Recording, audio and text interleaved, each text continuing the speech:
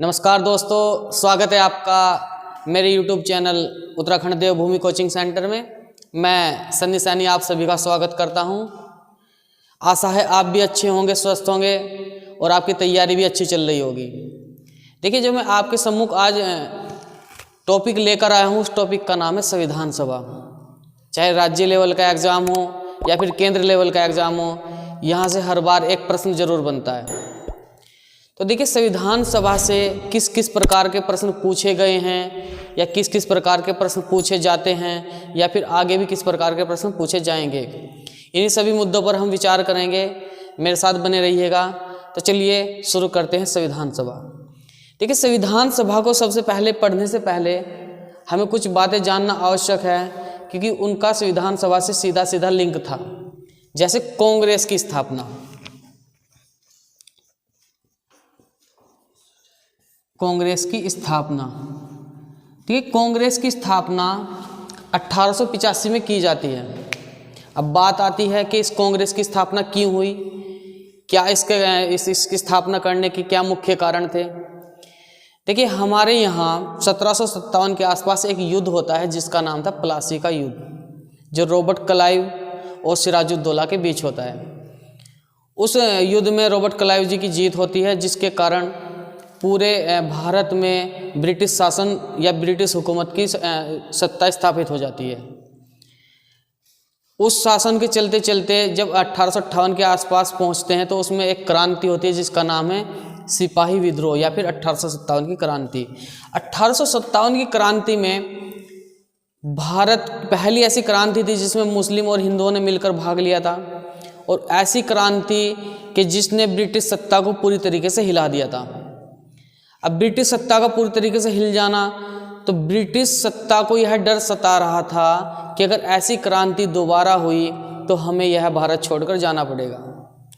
यह ऐसी क्रांति दोबारा ना हो तो एक वायसराय हुए थे जिनका नाम था लॉर्ड डफरिन।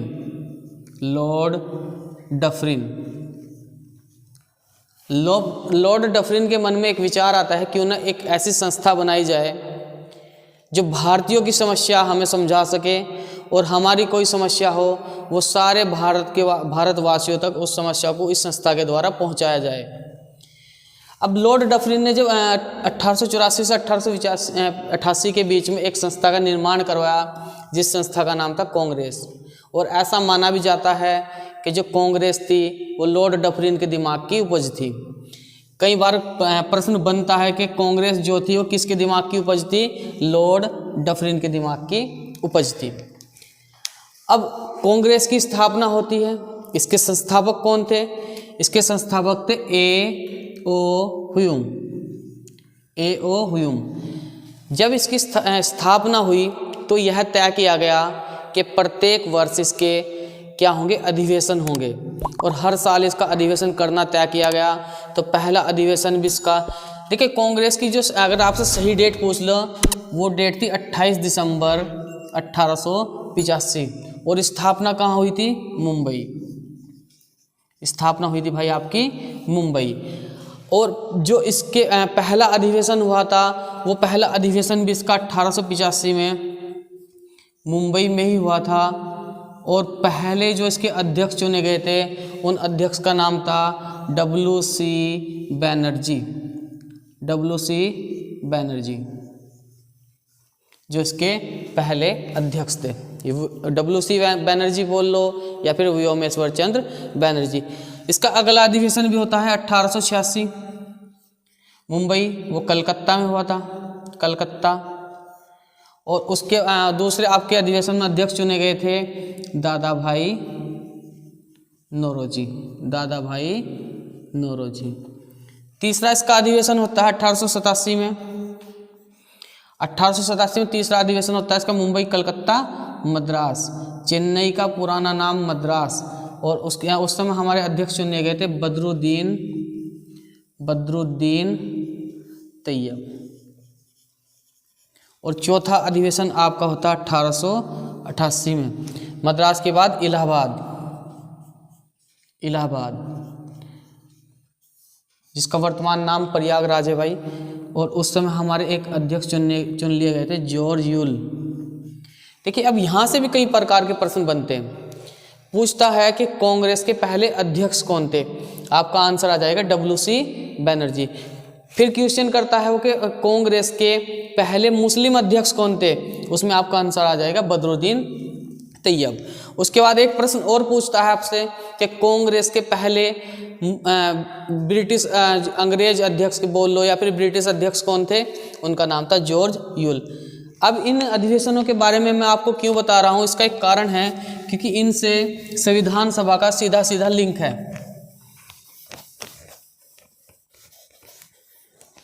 देखो भाई, संविधान सभा के बारे में, संविधान के निर्माण के बारे में कई प्रकार की मांग उठती थी, लेकिन वो संविधान के रूप में, संविधान सभा के रूप में ना उठकर स्वराज के रूप में हमारे यहाँ मांग उठती थी, स्वराज के रूप में। अब बात आती है स्वराज क्या होता है। स्वराज होता है स्वयं का राज, यानी कि अपना राज, किसी ब्रिटिश हुकूमत का राज ना होकर अपना राज। अब स्वराज शब्द के बारे में भी कई प्रकार के प्रश्न बनते हैं, जैसे पहली बार स्वराज शब्द की मांग किसने उठाई, या फिर स्वराज शब्द कहाँ से आया, तो इस बारे में भी थोड़ा आप ध्यान दो। स्वराज शब्द पहली बार जो इस्तेमाल करते हैं उनका नाम है दयानंद सरस्वती जी, दयानंद सरस्वती। देखो दयानंद सरस्वती जी हमारे आर्य समाज के संस्थापक हैं, आर्य समाज, और इन्होंने आर्य समाज की स्थापना करी थी 1875 में। दयानंद सरस्वती जी के दो नारे बहुत विश्व प्रसिद्ध हैं। एक है वेदों की ओर लौटो, वेदों की ओर लौटो, और दूसरा नारा है कि अपना शासन, अपना शासन कितना भी बुरा हो, कितना भी बुरा हो, विदेशी हुकूमत से, विदेशी हुकूमत से अच्छा होता है, अच्छा होता है। तो प्रश्न बनता है पहली बार स्वराज की मांग, स्वराज शब्द किसने दिया, वो आपका नाम आ जाएगा दयानंद सरस्वती जी का। और इनके जो दो नारे हैं ये भी बहुत ज़्यादा इम्पोर्टेंट है। अब बात करते हैं संविधान स्वराज की मांग कब कब उठाई गई और किस किस जगह उठाई गई। देखो 1895 में बाल गंगाधर तिलक जी, बाल गंगाधर तिलक जी एक स्वराज विधेयक पारित करते हैं, स्वराज विधेयक पारित करते हैं, स्वराज विधेयक पारित करते हैं, और वहाँ पर कह की मांग उठाते हैं, स्वराज की। उसके बाद स्वराज की मांग आपकी 1906 कलकत्ता अधिवेशन। आपको बोला था ना कि कांग्रेस के हर साल क्या होते थे, अधिवेशन होते थे, 87, 88, ऐसे ही आपका 1906 एक सन आया, उसमें अधिवेशन हुआ कलकत्ता अधिवेशन। उस कलकत्ता अधिवेशन में आपकी जो अध्यक्षता करी थी दादा भाई नौरोजी, दादा भाई नौरोजी ने उस अधिवेशन की अध्यक्षता करी थी, और उसमें स्वराज शब्द की चर्चा हुई, स्वराज शब्द पर उसमें भी क्या हुई भाई, चर्चा हुई। उसके बाद हम थोड़ा देखो 1906 में एक घटना और घटती है, उसको भी आप ध्यान रखें, क्योंकि उसका भी संविधान सभा, जब संविधान का निर्माण होगा उसका भी एक महत्वपूर्ण योगदान होगा, जिसका नाम है 1906 में मुस्लिम लीग। मुस्लिम लीग 1906 में मुस्लिम लीग की स्थापना होती है, और स्थान था ढाका, जो बांग्लादेश में पड़ता है भाई, बांग्लादेश की राजधानी, बांग्लादेश की राजधानी है ढाका। वहाँ पर आपकी मुस्लिम लीग की स्थापना होती है, और करने वाले सदस्य कौन थे, दो सदस्य थे, एक का नाम था सलीम उल्लाह खां, और आपके दूसरे थे आगा खां भाई, आगा खां। इन दो व्यक्तियों ने 1906 में मुस्लिम लीग की स्थापना करी, जो आगे चलकर पाकिस्तान की मांग को उठाएगी। अब थोड़ा और आगे चलते हैं,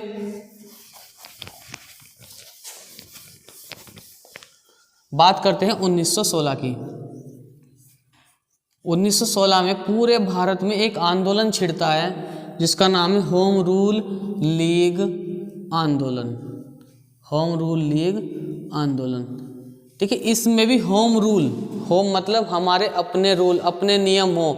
एक ऐसा आंदोलन चला था जिस आंदोलन को चलाया था एक आपके तिलक जी थे, बाल गंगाधर तिलक, और एक आपके थे एनी बेसेंट, एनी बेसेंट, एक आपकी थी एनी बेसेंट। एनी बेसेंट के बारे में भी एक प्रश्न बनता है कि पहली महिला कांग्रेस की अध्यक्ष कौन बनी थी, वो थी एनी बेसेंट, और वो इसके बाद ही बनेगी एकदम 1917 में।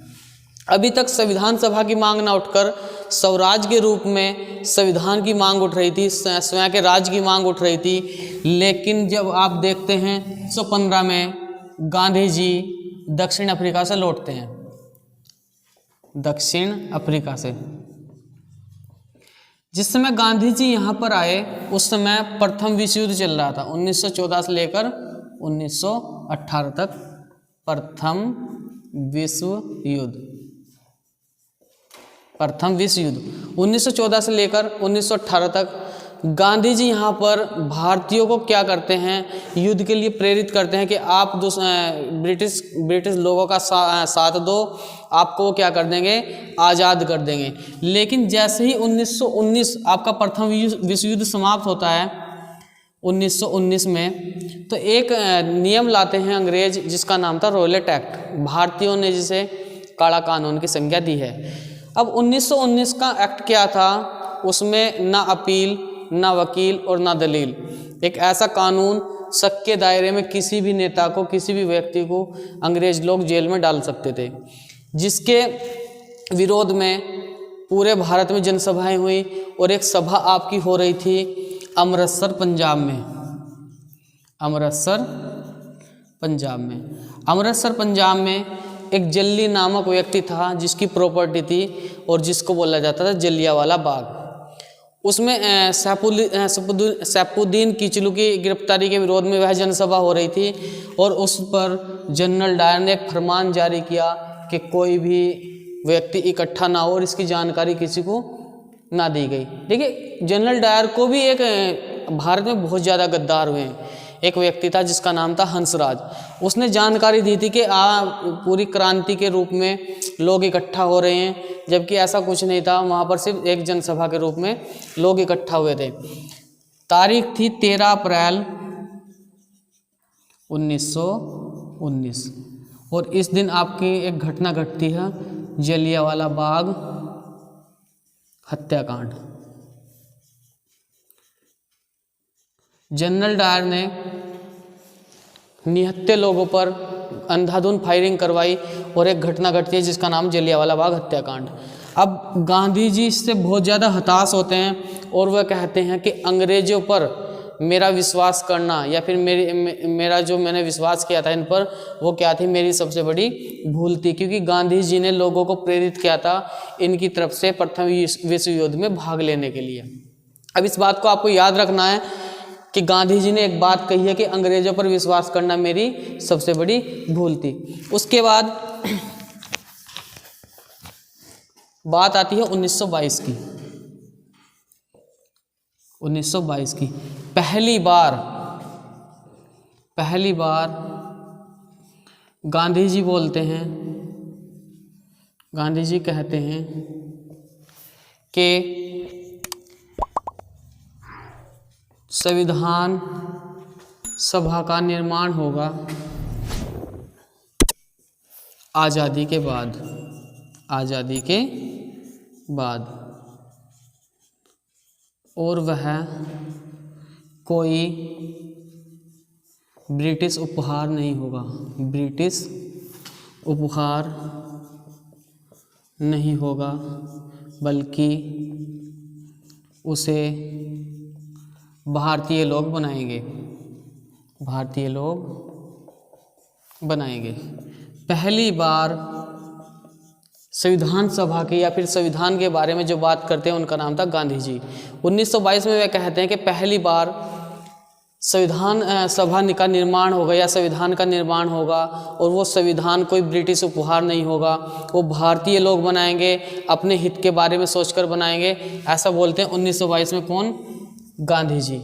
उसके बाद 1923 की बात करते हैं। 1923 में एक पार्टी की स्थापना होती है, इसका नाम है स्वराज पार्टी।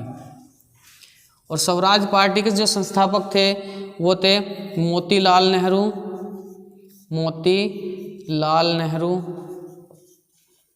और आपके चित्तरंजन दास।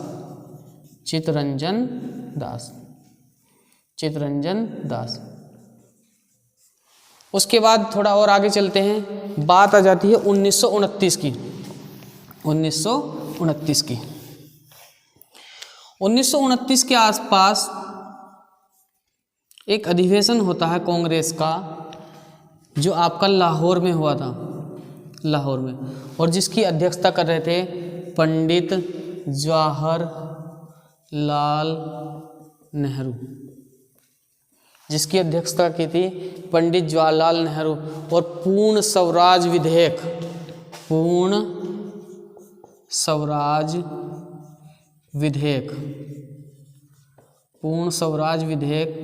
इस दिन पारित किया जाता है। पूर्ण स्वराज विधेयक इस दिन पारित किया जाता है। और एक और बात डिसाइड की जाती है कि 1930 में कोई भी कांग्रेस का अधिवेशन नहीं होगा, बल्कि पूरे देश में क्या फहराया जाएगा, 26 जनवरी 1930 को झंडा फहराया जाएगा। 26 जनवरी 1930 को झंडा फहराया जाएगा। और ऐसा होता भी है, रावी नदी के तट पर पंडित जवाहरलाल नेहरू जी पूरे भारत में झंडा फहराया जाता है, और रावी नदी के तट पर पंडित जवाहरलाल नेहरू जी भी झंडा फहराते हैं। लेकिन कुछ ऐसी रियासतें थी जिन्होंने झंडा नहीं फहराया था, जैसे आपकी हैदराबाद रियासत हो गई और आपकी टिहरी रियासत हो गई। उसका कारण था क्योंकि वहाँ के लोगों को या फिर उन रियासतों को अंग्रेजी शासन उनसे पूर्व राजाओं के शासन से अच्छा लग रहा था। ठीक है, उसके बाद थोड़ा और आगे चलते हैं 1935 में। 1935 में पहली बार कांग्रेस मानती है कि क्या होना चाहिए, भारतीयों के लिए एक संविधान सभा होनी चाहिए। आधिकारिक तौर पर पहली बार कांग्रेस 1935 में मानती है कि भारतीयों के लिए क्या होना चाहिए, एक संविधान होना चाहिए या फिर संविधान सभा का गठन होना चाहिए। उसके बाद जो ऐतिहासिक डेट है उसका नाम है अगस्त 1940, जिसे अगस्त प्रस्ताव के नाम से भी जाना जाता है। अगस्त प्रस्ताव 1940। देखिए, इसमें भी एक प्रश्न बनता है कि इस प्रस्ताव को भारतीयों ने क्यों ठुकराया। देखिए, पहली बात तो ये याद रखें इसके बारे में, ब्रिटिश ने पहली बार माना कि संविधान सभा का गठन होना चाहिए, संविधान सभा का गठन होना चाहिए।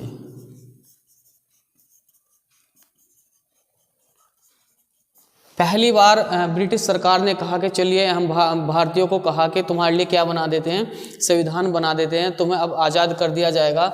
और कहा कि पहली बार 1940 में माना गया कि संविधान सभा का गठन होना चाहिए।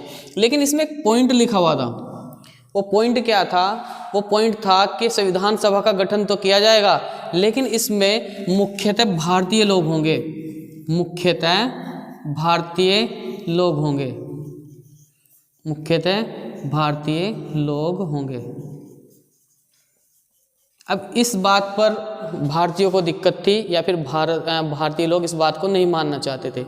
देखिए, मुख्यतः भारतीय लोग का मतलब था कि इसमें कुछ अन्य लोग भी होंगे, और जो उस समय के अच्छे नेता थे या फिर जो इस चीज़ की क्रांति के लिए लड़ रहे थे, वो चाहते थे कि इसमें जो हम चाहें वही लोग हों। लेकिन अंग्रेज लोग चाहते थे कि पूरे भारत से लोग उठाए जाएं और तब जाकर क्या किया जाए, संविधान सभा का निर्माण किया जाए।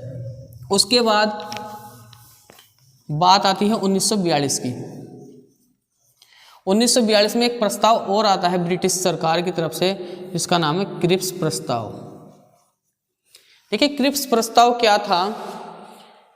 इसमें कहा गया था कि संविधान सभा का निर्माण किया जाएगा, लेकिन द्वितीय विश्व युद्ध के बाद। आप देखो, द्वितीय विश्व युद्ध 1939 से लेकर 1945 तक चलता है, और ये प्रस्ताव भी कब आया? 1942 में। लेकिन गांधी जी ने इन पर प्रथम विश्व युद्ध में क्या किया था? विश्वास किया था, और इन्होंने उनके साथ क्या किया था? विश्वासघात किया था। तो गांधी जी को इस बात का पता था कि ये फिरंगी हैं, अपने बात से फिर जाएंगे, इसलिए इनको क्या कहा जाता? फिरंगी। अब गांधी जी यहाँ पर स्टेटमेंट देते हैं कि आप हमें एक ऐसा चेक थमा रहे हो, ऐसा चेक दे रहे हो, वो उस बैंक का चेक है जिस बैंक में पैसे ही नहीं है। यानी कि इस प्रस्ताव को गांधी जी ने कहा पोस्ट डेटेड चेक, यानी कि दिवालिया बैंक के चेक की संज्ञा, दिवालिया बैंक के चेक की संज्ञा इस प्रस्ताव को दे दी थी। किसने? गांधी जी ने। गांधी जी ने इस प्रस्ताव को क्या कहा कि ये कैसा प्रस्ताव हो? Post dated cheque. अब थोड़ा और आगे चलते हैं। देखिए, उसके बाद 1946 के आसपास ब्रिटेन में सरकार गिर जाती है चर्चिल की, और नई सरकार बनती है जिसका नाम था एटली। अब एटली के 3 कैबिनेट मंत्री थे जिनका नाम था स्टेपिड क्रिप्स, एवी अलेक्जेंडर और आपका सर पैथिक लॉरेंस। अब 3 व्यक्तियों को वो भारत में भेजते हैं और क्या बनाकर? कैबिनेट मिशन, जो आपका भारत में पहुंचता 1946 में। यहाँ से भी कई प्रकार के प्रश्न बनते हैं कि भारत में संविधान सभा का गठन किस मिशन के तहत किया गया? तो कौन सा मिशन था वो? Cabinet mission. उस मिशन में कौन कौन व्यक्ति थे? उस मिशन में कितने व्यक्ति थे? 3 व्यक्ति थे, सर पैथिक लॉरेंस,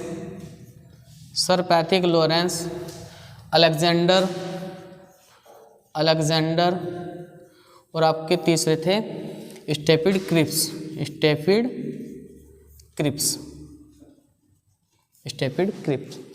ठीक है, 3 व्यक्ति थे जो एटली के सरकार के कैबिनेट मंत्री थे, और तीनों ही यहाँ पर आए और इन्होंने कहा कि चलिए हम आपके लिए क्या बनाएंगे? अब संविधान सभा बनाएंगे।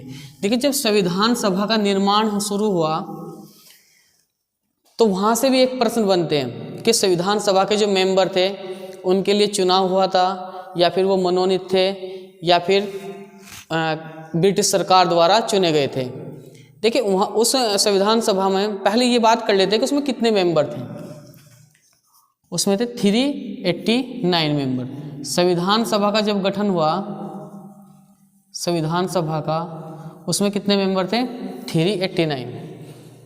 अब यहाँ भी एक बहुत अच्छा प्रश्न बनता है कि 389 मेंबर ही क्यों उठाए गए? आप 300 भी उठा सकते थे, 400 भी उठा सकते थे। तो उस समय तय किया गया, देखिए 389 उठाने का आंकड़ा उठाने का एक मुख्य कारण ये था कि उस समय तय किया गया कि जो एक सीट होगी वो 10 लाख लोगों का प्रतिनिधित्व करेगी, और उस समय भारत की जो जनसंख्या थी वो थी लगभग 40 करोड़। इसलिए 40 करोड़ के हिसाब से उस समय 389 आपके मेंबर बिल्कुल सटीक बैठते थे। अब 389 मेंबर में भी आपके 292 आपके अंग्रेज भारत से थे, अंग्रेज भारत से। 4 आपके चीफ कमिश्नर प्रांत से थे, चीफ कमिश्नर प्रांत से। और आपके 93 जो थे वो आपके देसी रियासत से थे, देसी रियासत। देखिए, 292 अंग्रेज भारत का मतलब था जहां पर सीधा सीधा अंग्रेजों का शासन था। उससे कितने सदस्य उठाए गए थे? 292। जो 4 आपके चीफ कमिश्नर प्रांत से थे, ये कौन कौन से? जैसे अभी वर्तमान में हमारे यहाँ 8 केंद्र शासित प्रदेश हैं, ऐसे ही 4 क्या होते थे उस समय? चीफ कमिश्नर प्रांत होते थे। और 4 की चीफ कमिश्नर प्रांत कौन कौन से थे वो देख लीजिए एक बार भाई। एक था दिल्ली था, कुर्ग जो वर्तमान में कर्नाटक में, उस समय कर्नाटक में पड़ता था, अब भी कर्नाटक में ही है। और आपका बलूचिस्तान कहाँ पड़ता है? पाकिस्तान में, ठीक है। और आपका एक था दिल्ली, कुर्ग, बलूचिस्तान और अजमेर, अजमेर। अजमेर ये आपके 4 उस समय चीफ कमिश्नर प्रांत के क्या थे, 4 चीफ कमिश्नर प्रांत के क्या थे भाई, सीट थी। और 93 कहाँ से आए थे भाई, देसी रियासत से आए थे। यानी कि 292 पर आपका क्या होगा, चुनाव होगा, और 93 क्या होंगे, ये मनोनीत होंगे, क्योंकि राजा महाराजाओं को सीधा ही आपको संविधान सभा में एंट्री दी गई थी। इसलिए अगर ये प्रश्न आ जाए कि संविधान सभा का जो चुनाव हुआ था उसमें सदस्य मनोनीत किए गए थे या फिर उनका चुनाव हुआ था, तो दोनों ही तरीके से उसमें सदस्य उठाए गए थे, मनोनीत भी और चुनाव के तरीके से भी। अब पूछता हूँ उसका चुनाव कैसा हुआ था। देखिए चुनाव इसका जो हुआ था अप्रत्यक्ष चुनाव हुआ था। प्रांतीय जितनी भी विधानसभा सीटें थी उन लोगों ने अपनी वोट डाली थी और विधानसभा के सदस्यों का चुनाव किया था। ठीक है, प्रत्यक्ष और अप्रत्यक्ष की मैं आपको थोड़ी सी जानकारी दूं। प्रत्यक्ष चुनाव वो होता है जिसमें हम जिसको वोट दें और वो सीधा ही उस पद पर बैठ जाए, जैसे प्रधानमंत्री और मुख्यमंत्री का पद। अप्रत्यक्ष का चुनाव वो होता है जिसमें हम किसी को वोट दें और वो और किसी को और वोट दे, जैसे राष्ट्रपति का चुनाव। ठीक है, तो थोड़ा आगे चलते हैं भाई।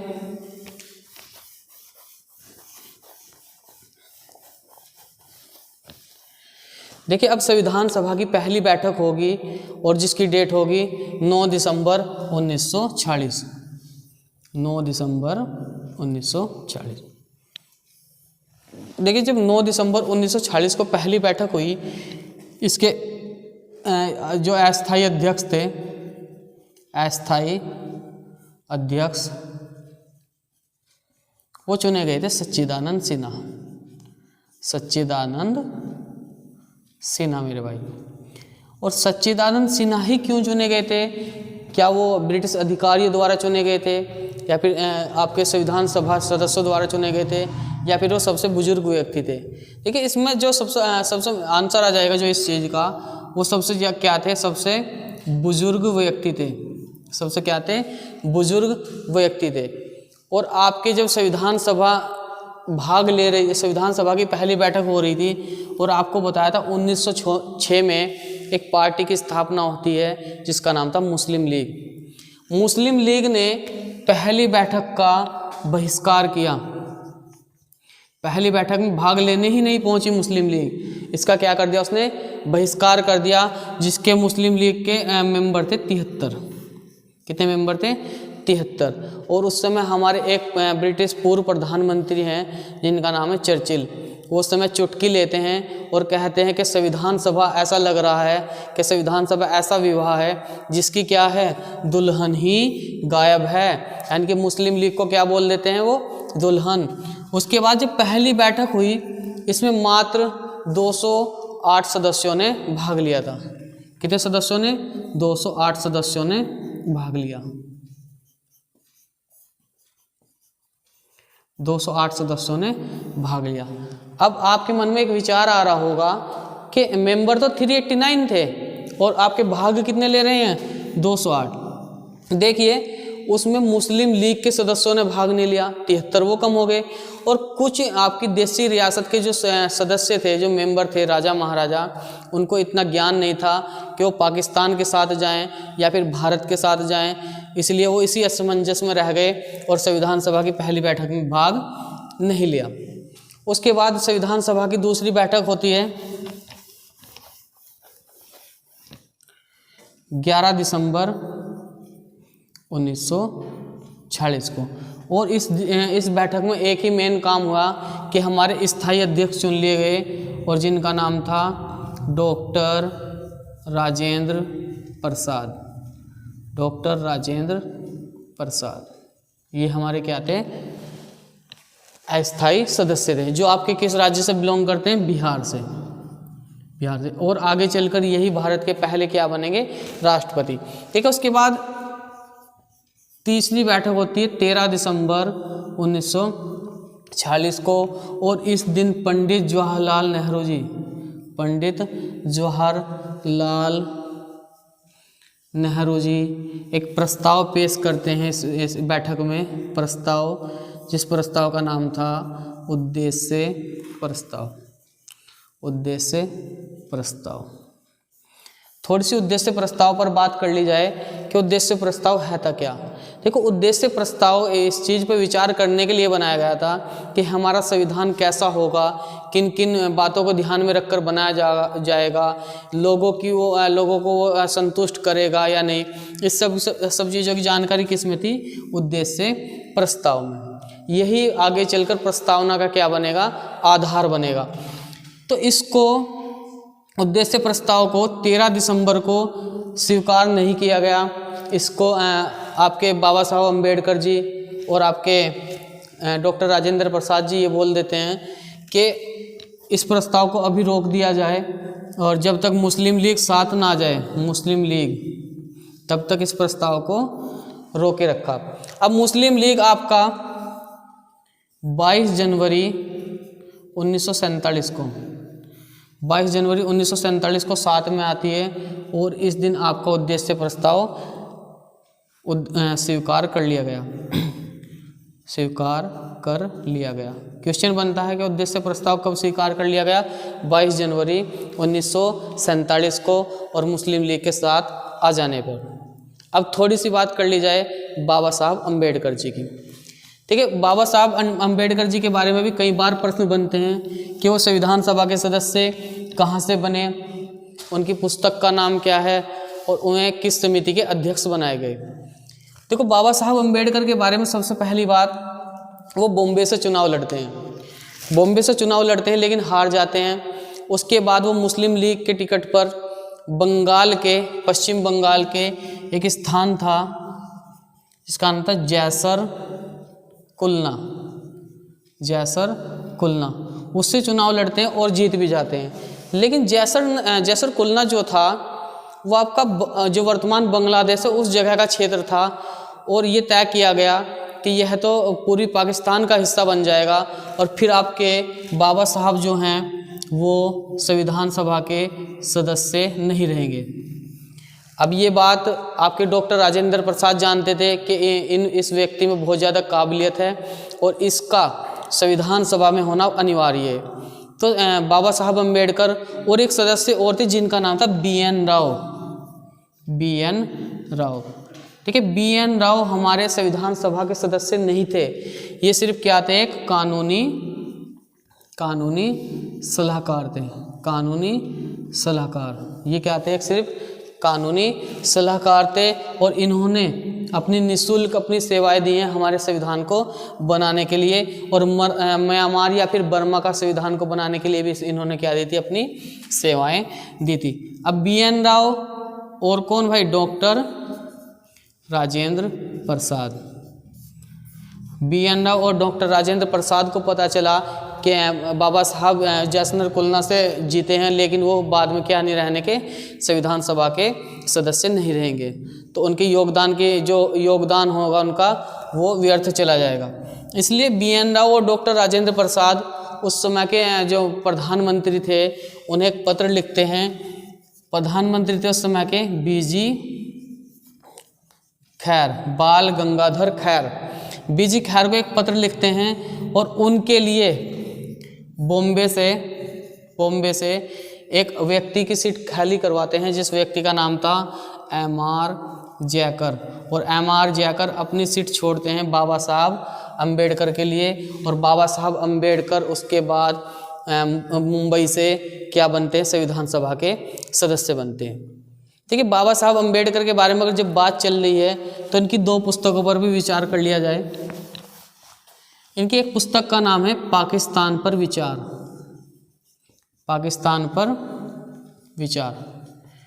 देखिए, बाबा साहब अम्बेडकर जी इतने दूरदृष्टि थे, इतने ज्ञानी थे, उन्होंने एक पुस्तक लिखी पाकिस्तान पर विचार और उस पुस्तक को उन्होंने 1940 में लिख दिया था। यानी कि उनको पता था कि जो मुस्लिम लीग है वो अलग पाकिस्तान लेकर रहेगी। यानी कि 1940 में उनको ज्ञान हो गया था कि एक पाकिस्तान बनेगा, भारत के 2 टुकड़े होंगे। और एक पुस्तक और लिखते हुए हिंदू धर्म की पहेलियाँ। हिंदू धर्म की पहेलियाँ, ये 2 पुस्तक लिखते हैं आपके बाबा साहब अम्बेडकर। देखिए, वीडियो काफ़ी लंबी हो चुकी है, इसका सेकंड पार्ट आपको सेकंड वीडियो में मिलेगा। तब तक के लिए धन्यवाद, बाय।